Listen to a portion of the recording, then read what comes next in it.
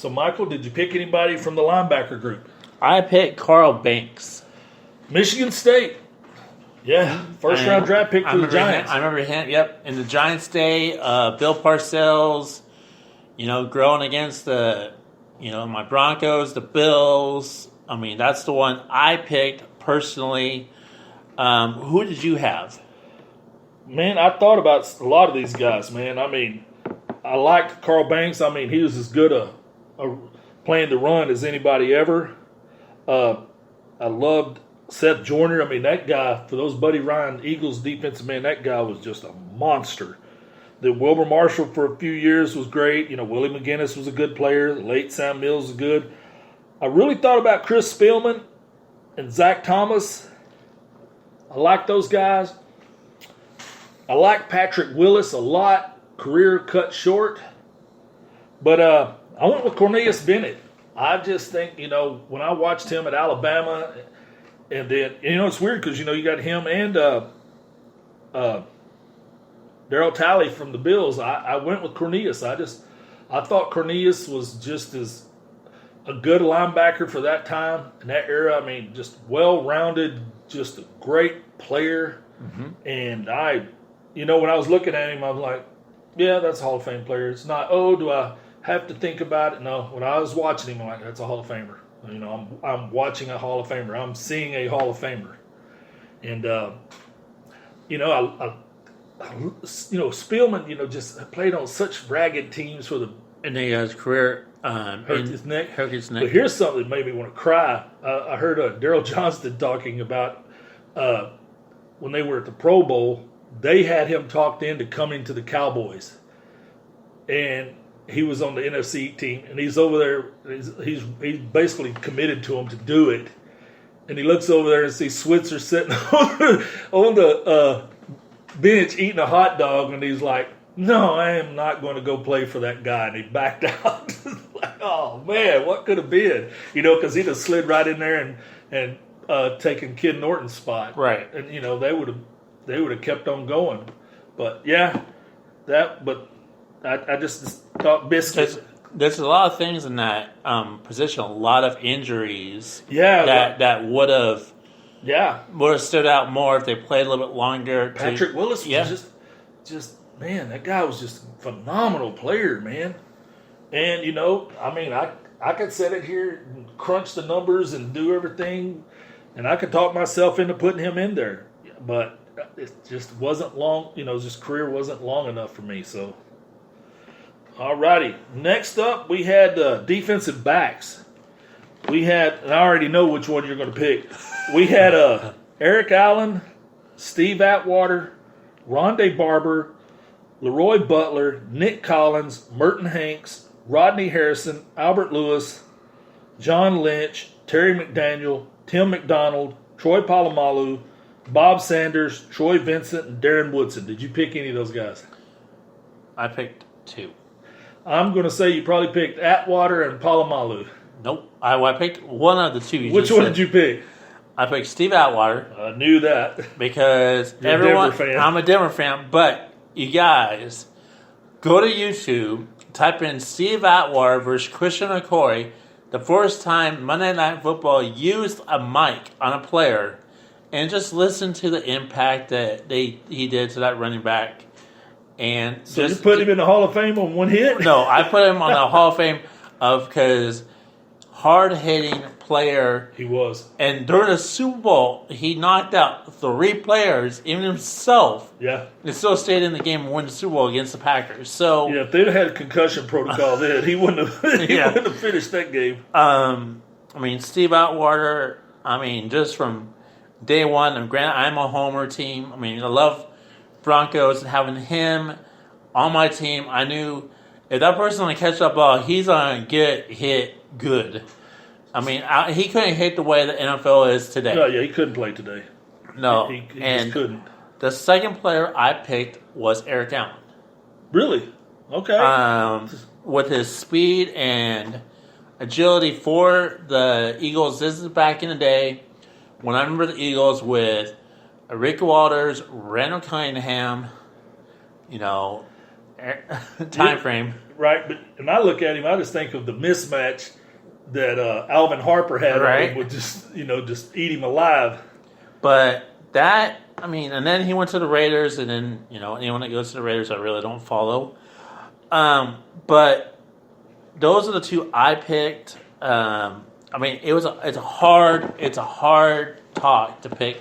Bob Sanders, and he used his body he hurt him. He was out like every year. Yep. Because he just abused his body on tackling. And, I mean, who else is on that list?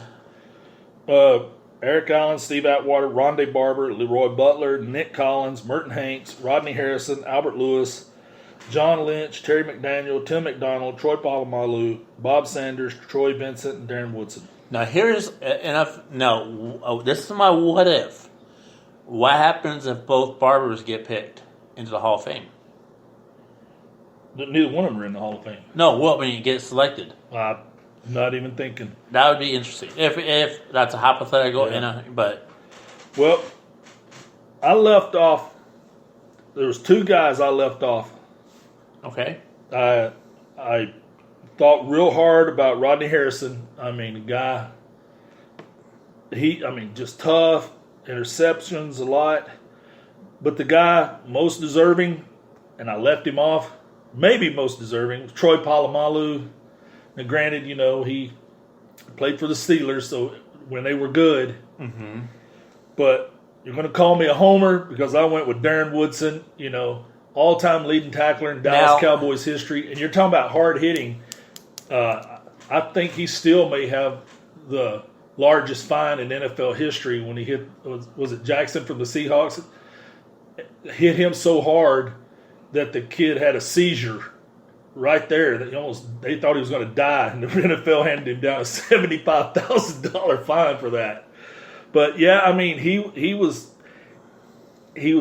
played a long time, and he was durable, and he was one of the last guys. So a lot of people remember him out there with those sorry teams after Aikman and Irvin, right, and Smith left. And he was the only thing they had. It's just. But I never felt he got the accolades he should. No, and I can be a homer on this, and you can accuse me, and I'm like, okay, yeah, I'm a homer, but I just he didn't get much love when he left from the Cowboys. Well, I mean, I don't know. Anytime you see a documentary, he's in one. Mm-hmm. I mean, he's on ESPN all the time. I mean, just super nice guy. But anyway, I'm a homer. I picked him.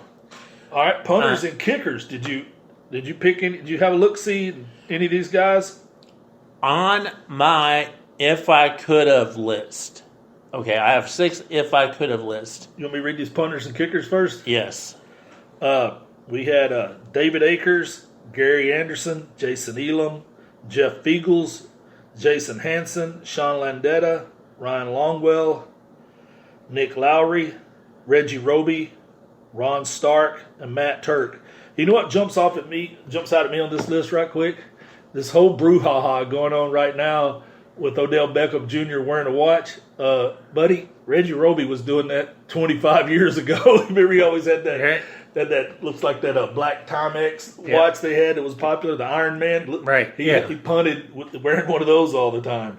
And then we had the special teams guys. After that, we had Johnny Bailey, Josh Cribbs, Mel Gray, Brian Mitchell, and Steve Tasker. One of those names just jumps out at me as a Cowboy fan, just watching Mel Gray score on the Cowboys in the 70s. I mean, that guy was just a thorn in the side. But, yeah, so anyway, my 6 was Herschel Walker, Lomas Brown, Richmond Webb, Alan Faneca, Cornelius Bennett, and Darren Woodson. Oh, hey. Who was yours? Then we'll talk about the ones you left off. Herschel Walker, Gary Clark, Tom Baselli, Carl Banks, Steve Atwater, Eric Allen. My, if I could, add 6 more. Whoa, you're going to go that far? If I could. Well, 7-ish. I'm counting. Jason Elam. Really put kicker? Gary Anderson. I'd put Gary Anderson over Jason Elam just because of experience. I mean, lifetime in the NFL. Well, they both stayed there till I think both of them played with Sammy Baugh, right? So, Yeah. Troy Polamalu, yep. Clay Matthews, The dad, yeah. the dad, Neil Smith, Yep. Darrell Woodson, and Boomer Esiason. Yeah, you still just can't convince me on any of those quarterbacks, man. When I watched them play, I never thought, well, that's a Hall of Famer. I just never got that feeling watching any of those quarterbacks. See, I look at more of during that time frame in the 80s. I mean, both Boomer Esiason and Randall Cunningham did a lot of community service that kind of stood out to me and back to my mind. Remember, this ain't for the Boy Scouts. I know. This is on the field, because if it Phil. wasn't, we'd be taking O.J. Simpson and a lot of these guys out of here. But, I mean, I guess I'm a Boomer Esiason fan. Don't know why. I mean, never met the guy. I just remember him playing the game. Well, probably because when you're a little kid, seeing a left-handed quarterback, that's a big deal when you're a kid. Actually, I do try to remember being on the football field. I'm trying to throw a left. It didn't go. Yeah. But I would like to see some more of these old guys get put in. Man, there's a lot of guys that's never going to get in there. That like Alex Karras is not in there. I've got 3 Cowboys I think should be in there, but Drew Pearson and Cliff Harris both are on an all-decade team of the '70s. They're not in, and then you got Chuck Howley, only six Pro Bowls, 5 All-Pros, only man to ever win a Super Bowl MVP on a losing team. He's not in there. I would pick Randy Gradishaw. Randy Gradishar, yeah, Gradishar. Some people could make an argument for Kenny Anderson. He threw for more yards when him and Bradshaw, they were in the same division. He threw for more yards and had his 11 points higher on his quarterback rating, but it's more than stats. My thing is, when I'm just looking at him, is this? I mean, worthy. Is this guy one of the 3 best at his position when he's playing? Now, this list, guys, is on the NFL.com website on the homepage. Yeah. 122 players named, 63 offense, 43 defense, 16 special teams. We have made our picks. And we didn't really study on this. We just noticed this and like, hey, this would be a cool thing to talk about. We just kind of, because there's no right and wrong answers, and it's just. And when you do this, when you get to be our age, it just brings back a lot of memories, and it just kind of makes you look. Those